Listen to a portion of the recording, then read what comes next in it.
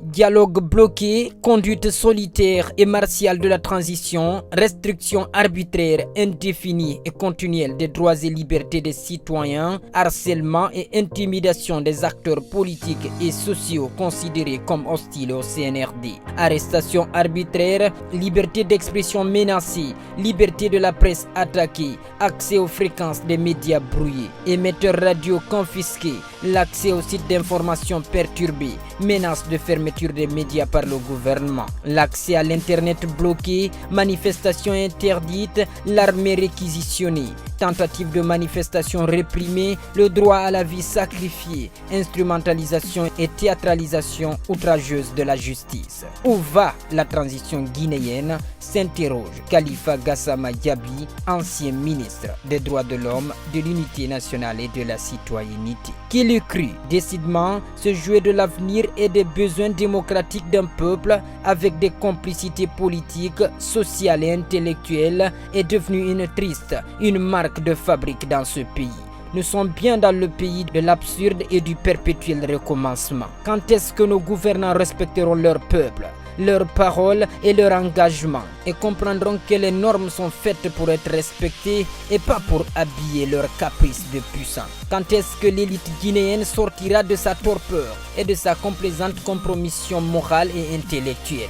Quand est-ce que dans ce pays sortirons-nous de la tentation totalitaire récurrente des manœuvres stériles et de la politique politicienne de mauvais goût? Comme si notre pays avait ce luxe coûteux de jouer contre l'évidence et la réalité misérable et aliénante qui étreignent déjà ce peuple. Quand comprendrions-nous dans ce pays que la vérité des principes est têtue, que nulle volonté aussi puissante soit-elle ne saurait l'ensevelir durablement? Nous chanterons à longueur de temps la paix, pourtant nulle volonté politique réelle n'accompagne et n'a jamais accompagné ce besoin impératif pour notre pays. Je parle d'une justice, je parle d'une juste paix et non d'une paix injuste qui ferait taire les peines, les douleurs et les souffrances des citoyens. Nous convoquons la démocratie à tout bout de champ alors que même les règles les plus élémentaires de celle-ci peinent à se faire respecter sous nos cieux. À cause de la volonté manifeste et habituelle de nos dirigeants à vouloir toujours régner en maître absolu sur les désirs démocratiques,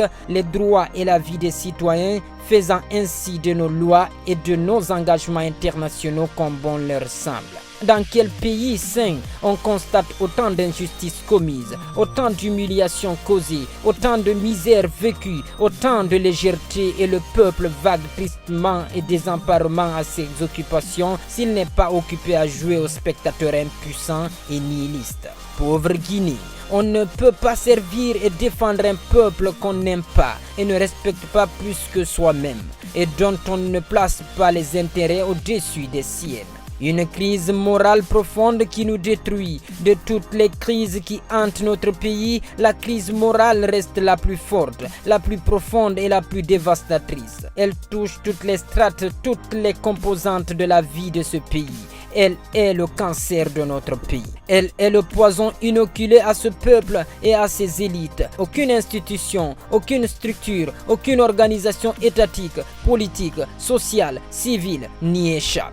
Nous sommes un pays en manque de socle moral et en décomposition profonde qui se contente d'exister sans avancer, de se mouvoir sans grandir. Nous sommes un pays agonisant tant nos rêves semblent inatteignables. À force de mensonges et de déni de réalité, nous avons réussi à faire de la vérité un péché intolérable dans ce pays et de nos mensonges des promesses sans lendemain. À force de lâcheté, nous présentons nos démissions morales et intellectuelle comme l'expression d'un patriotisme et d'un pragmatisme incarné. Foutaise. Un pays qui a été transformé en une jungle où chacun travaille en réalité pour soi, son clan et les intérêts singuliers y afférents. Peu importe si le peuple n'a pas de quoi manger, ni se soigner. Peu importe si la jeunesse n'a pas de travail digne de nom, encore moins de formation de qualité. Une jeunesse abandonnée à elle-même dans une profonde détresse. Peu importe si nos droits et libertés sont sacrifiés. Peu importe si nous avons un peuple à miettes manipulable et achetable à souhait, qui baigne dans une marée de haine diffuse et d'oisiveté suicidaire. C'est la volonté de Dieu, nous dit-on. Circuler, il n'y a rien à dire. Finalement, l'on se demande si le sort ne s'acharne pas sur ce pays, non pas seulement parce que nous avons des mauvais dirigeants qui s'aiment plus que leur peuple et leur pays. Cela est une banalité. Mais aussi parce que nous sommes un peuple sans courage, sans ambition, plein de vices, d'immoralité et de paradoxes. Un peuple qui adule le mensonge et exerce la vérité comme ses dirigeants. Des autorités morales et intellectuelles qui ferment les yeux sur les injustices et tournent le dos à la justice comme nos dirigeants. Une élite qui, face aux défis sociétaux, s'est transformée en théoricien de l'absurde et de l'asservissement volontaire. Une société qui diabolise la liberté et enjolive l'aliénation comme nos gouvernants. Un système qui déteste l'excellence et le mérite en pactisant avec la médiocrité et la démagogie pathologique. Un peuple qui fuit la réalité, refusant de l'affronter et se réfugie dans les rêves chimiques comme ses dirigeants. Nous sommes en réalité un peuple qui ne croit plus en rien, des dirigeants qui n'ont jamais cru en rien, ni en la démocratie, ni en l'humanisme, ni en notre réelle capacité de relever les défis qui s'imposent à nous. Pendant ce temps, le triste quotidien nous expose aux instincts les plus bas et aux travers les plus immoraux et les plus destructeurs. Nous sommes un drôle de pays qui est gangréné d'absurdités spectaculaires, de haine ténace, d'ethnicisme vicieux et maladif, de mensonges ravageurs, de cupidité mortifère, de lâcheté arrogante, de médiocrité théâtrale, d'oisiveté légendaire, de jalousie stupide, de méchanceté pernicieuse, de lâche compromission, de démagogie pathologique, de tricheurs et d'imposteurs invétérés, de violences verbales et physiques nauséeuses, d'illusions et de chimères infantiles et suicidaires. Nous sommes un pays ridicule qui n'assume ni son passé, ni son présent, ni ce qu'il faut pour son futur respectable. La comédie affligeante et mortifère reste notre sport favori avec un peuple inconscient et bestialisé en spectateurs parfaits. Ces perversités sont entretenues par une culture et une psychologie sociale et politique totalitaire, répressive et ethnicisante tant dans la société que chez nos gouvernants. Ainsi, nos fausses exigences démocratiques faites à nos dirigeants sont sans effet parce qu'ils savent qu'ils sont eux-mêmes leurs produits de nos vices les plus destructeurs et les plus détestables et parce qu'ils savent que de démocratie on en a cru en réalité. La liberté parce qu'elle va avec la responsabilité nous effraie.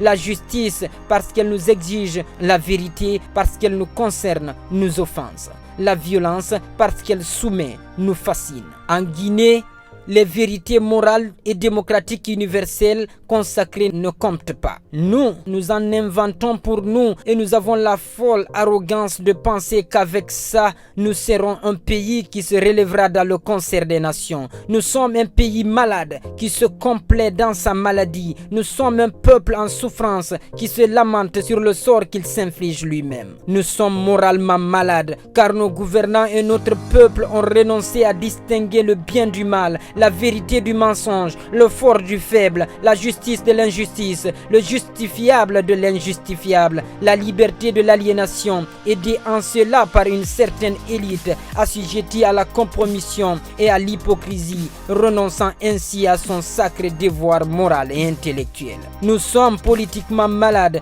parce que nous avons en réalité tourné le dos à tout ce qu'il faut pour bâtir sérieusement une nation de liberté et de justice en s'évertuant à tout faire pour rendre impossible l'émergence et l'existence effective d'un état de droit démocratique sérieux et responsable au service exclusif du bien collectif et de l'intérêt général.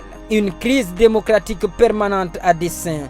Quand serions-nous sérieux dans ce pays où la violence d'État, l'arbitraire et l'injustice ont toujours été des marques constantes de gouvernance? Puisqu'on ne peut pas convaincre, il faut par la force soumettre, obliger, humilier, insulter, intimider et réprimer. Dans un pays où les lois sont toujours soumises aux intérêts, à la volonté, aux caprices et aux humeurs narcissiques des gouvernants, comment espérer un état de droit démocratique? Surtout avec le soutien d'une certaine élite intellectuelle, sociale et économique, toujours prompte à s'adonner au festin des rapaces sur le dos d'un peuple désemparé. Nous sommes bien en Guinée, dans un pays où la vie humaine, la liberté et la dignité humaine ont toujours été des détails insignifiants pour l'État, mais aussi face aux intérêts partisans et claniques des citoyens eux-mêmes. Comme disait l'autre, notre société est devenue si profondément malhonnête que la vérité offense. Dès lors, que peut-on tirer d'un pays qui a un État outrageusement partial et violent,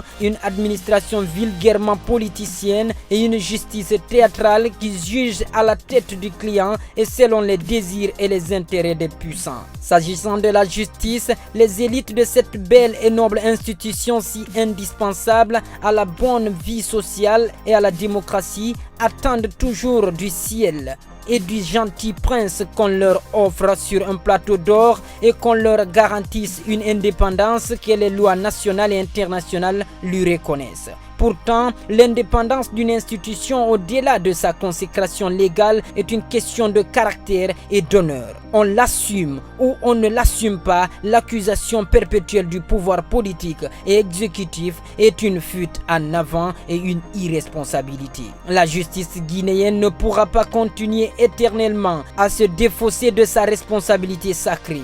Après avoir tout mis sur le dos de l'ancien régime, on ne souhaiterait pas les entendre demain mettre tout sur le dos du CNRD. L'indépendance est comme la liberté. Cela a un coût, même un risque. Il n'y a que ceux et celles qui les méritent, qui sauraient et qui pourraient en user. Lorsque dans une société politique, nous habillions pénitieusement les injustices des apparats de la justice, l'arbitraire des costumes de la légalité, nous trahissons dangereusement toutes les grandes causes humanistes et démocratiques qui fondent la paix et le vivre ensemble, en mettant en péril notre harmonie nationale et notre devenir collectif. Nous avons un État qui a toujours vécu et qui s'est toujours nourri de la confiscation des droits et libertés de son peuple. Notre système étatique s'est habitué à régner en maître absolu sans jamais rendre de compte sur la vie et le destin de tout un peuple.